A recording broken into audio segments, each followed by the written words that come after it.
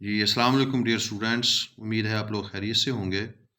جی آج یہ پانچواں جو ہے ہمارا ویلاگ ہے، پانچویں ویڈیو ہے جو ہم پارٹ 2 جو ہے ایف ایس سی آئی سی ایس اور ایف اے کا جو اکنامکس کے شارٹ کویشچنز ہوتے ہیں، جو آپ کے 50 نمبر کے شارٹ کویشچنز ہوتے ہیں، جو 25 آپ نے حل کرنے ہوتے ہیں، اس کے حوالے سے یہ ہمارا جو ہے پانچواں جو ہے وہ ویلاگ ہے۔ اس میں آج ہم کچھ مزید جو شارٹ کویشچنز ہیں ان کو حل کریں گے۔ جی سوال نمبر 41 ہے، شرح بینک سے کیا مراد ہے؟ ڈسکاؤنٹ ریٹ کیا ہوتا ہے؟ مرکزی بینک تجارتی بینکوں کو قرضہ دیتے وقت اور ان کی ہنڈیوں کو بٹا لگاتے وقت جو سود وصول کرتا ہے اسے شرح بینک کہتے ہیں۔ یعنی مرکزی بینک جو تجارتی بینک ہے، جب مرکزی بینک سے قرضہ لیتے ہیں تو ان سے وہ سود وصول کرتا ہے، اور جب یہ اپنی ہنڈیاں جو ہیں ان کو بٹا لگواتے ہیں، یعنی وقت سے پہلے ان کو کیش کرواتے ہیں، تو اس پر بھی مرکزی بینک جو ہے وہ سود وصول کرتا ہے۔ اس کو جو ہے وہ جو ہے بینک ریٹ یا شرح بینک یا ڈسکاؤنٹ ریٹ کہا جاتا ہے۔ اس کے ذریعے جو مرکزی بینک ہوتا ہے وہ زر کی رسد کو کم یا زیادہ کرتا ہے۔ یہ جو زر کی رسد کو کنٹرول کرنے کے مقداری طریقے ہیں ان میں سے ایک طریقہ ہے۔ جی سوال نمبر 42 اور آج کا دوسرا سوال، مرکزی بینک سے کیا مراد ہے؟ جی ہر ملک میں ایک مرکزی بینک ہوتا ہے جس کا اولین مقصد زر کی رسد کو کنٹرول کرنا ہوتا ہے۔ منافع کمانا اس کے لیے ثانوی حیثیت رکھتا ہے۔ جی ہر ملک کے اندر ایک مرکزی بینک ہوتا ہے، اور دنیا کا جو پہلا مرکزی بینک ہے وہ سب سے پہلے انگلینڈ میں قائم ہوا تھا۔ جتنے بھی ممالک ہیں اور جن کے اندر جتنے بھی مرکزی بینک ہیں ان کا جو ذمہ داری ہیں، بنیادی ذمہ داری ہیں، وہ یکساں ہیں، سیم ہے۔ ان کا بنیادی مقصد ہوتا ہے شرح سود کے ذریعے رسد کو کنٹرول کرنا، اور نوٹ چھاپنا، نوٹ پرنٹ کرنا بھی ان کی ذمہ داری ہوتی ہے۔ یہ بینک جو مرکزی بینک ہوتا ہے منافع بھی کماتا ہے، لیکن منافع کمانا ان کا اس بینک کا مرکزی بینک کا اولین مقصد نہیں ہوتا، بلکہ یہ اس کے لیے دوسرے درجے کی حیثیت رکھتا ہے۔ جی سوال نمبر 43، سرکاری مالیات سے کیا مراد ہے؟ حکومتی آمدنی حاصل کرنے اور خرچ کرنے کے قواعد و ضوابط کو سرکاری مالیات کہتے ہیں۔ یعنی حکومت جو ہے کن ذرائع سے، کن طریقوں سے کس طرح آمدنی حاصل کرتی ہے، اور اس حاصل کردہ آمدنی کو مختلف جو مدات ہیں، مختلف جو ہیڈز ہیں، ان پر کس طریقے سے خرچ کرتی ہے، اس سارے طریقہ کار کو، اس پروسیس کو جو ہے وہ سرکاری مالیات کہا جاتا ہے۔ جی سوال نمبر 44 خسارے کی سرمایہ کاری یا ڈیفیسٹ فنانسنگ سے کیا مراد ہے؟ جب ملک کا مرکزی بینک بغیر گارنٹی کے نوٹ چھاپتا ہے تو اسے خسارے کی سرمایہ کاری کہتے ہیں۔ یاد رکھیں کہ جو نوٹ ہوتے ہیں، جو مرکزی بینک نوٹ چھاپتا ہے تو وہ دو اصولوں کے تحت چھاپے جاتے ہیں۔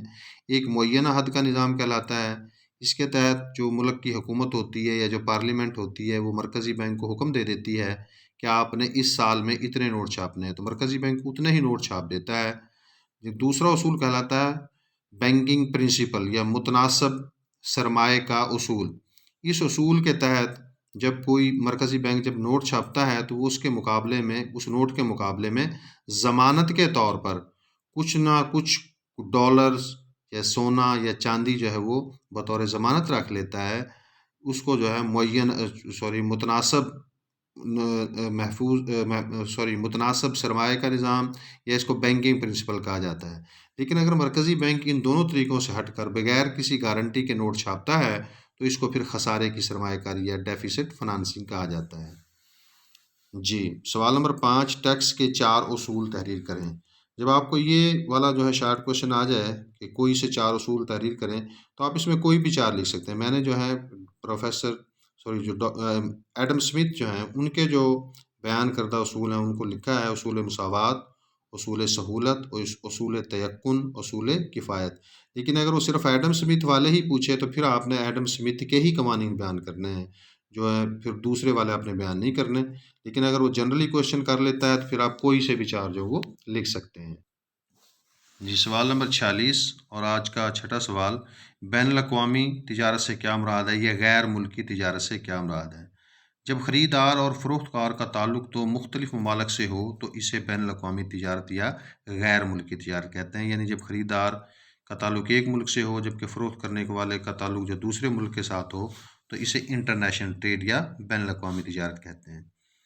جی سوال نمبر 47، حساب رواں یعنی کرنٹ اکاؤنٹ اور حساب سرمایہ اور کیپٹل اکاؤنٹ میں فرق بیان کریں۔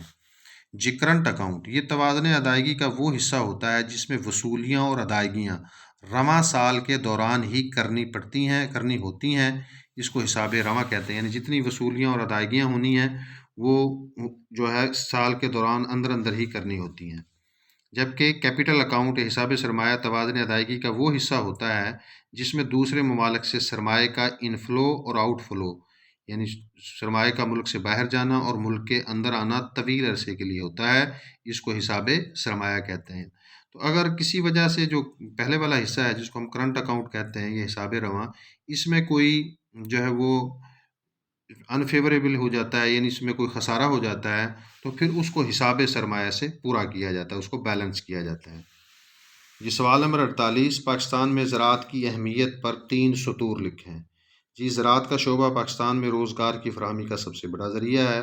پاکستان کی تقریباً 70% آبادی کا روزگار ڈائریکٹلی یا انڈائریکٹلی زراعت کے شعبے کے ساتھ ہی وابستہ ہے، اور پاکستان کی قومی آمدنی میں دوسرا بڑا حصہ زراعت سے حاصل ہوتا ہے. یعنی تمام تر اس کو نظر انداز کیے جانے کے باوجود، جیسا کہ ہمارے زراعت کے شعبے کو کیا گیا ہے، اس کے باوجود ابھی بھی قومی آمدنی میں جو دوسرا بڑا حصہ ہوتا ہے وہ زراعت کے شعبے سے حاصل ہوتا ہے. جی سوال نمبر 49 ہے، پاکستان میں معیار زندگی پست ہونے کی 4 وجوہات بیان کریں. یہ والا سوال جو ہے یہ معیار زندگی کے حوالے سے ہے. اگر آپ کو سوال آ جاتا ہے کہ پاکستان میں فی کس آمدنی کی 4 وجوہات بیان کریں تو اس کی بھی یہی وجوہات ہیں. معیار زندگی پست ہونے کی وجوہات ہوں تو اس میں بھی یہی فیکٹرز جو ہیں وہ شامل ہوں گے. تو دونوں سوالوں کا ایک ہی جواب بنتا ہے. جی اس میں نمبر 1 غربت، بہت زیادہ غربت جو ہے وہ بھی وجہ ہے پس معیار زندگی کی. بے روزگاری عام ہے، اور تیزی سے بڑھتی ہوئی آبادی اور دولت کی غیر مساویانہ تقسیم، یہ 4 بڑی وجوہات ہیں جن کی وجہ سے پاکستان کے لوگوں کا معیار زندگی پست ہے. جی اس کے بعد سوال نمبر 50 ہے، زرعی پیداوار میں اضافے کی 4 تجاویز لکھیں. یعنی پاکستان کا جو زرعی شعبہ ہے اس کو کیسے بہتر بنایا جا سکتا ہے، اس کے لیے 4 تجاویز پیش کریں. جی نمبر 1، آبپاشی کی بہتر سہولتیں، آبپاشی کی سہولتوں کو بہتر کیا جائے، کسانوں کو سرمایہ کی فراہمی کی جائے، ذرائع نقل و حمل کو بہتر بنایا جائے، جدید ٹیکنالوجی کا استعمال. جی ان 4 طریقے اگر استعمال کیے جائیں تو ان سے زرعی پیداوار جو وہ بہتر ہو سکتی ہے. یہ صرف اس نے 4 پوچھے ہیں تو آپ نے 4 ہی بتانا ہے. جی آج کے لیے اتنا ہی، انشاءاللہ جو ہے وہ نیکسٹ ویلاگ میں ملاقات ہوگی. اللہ حافظ.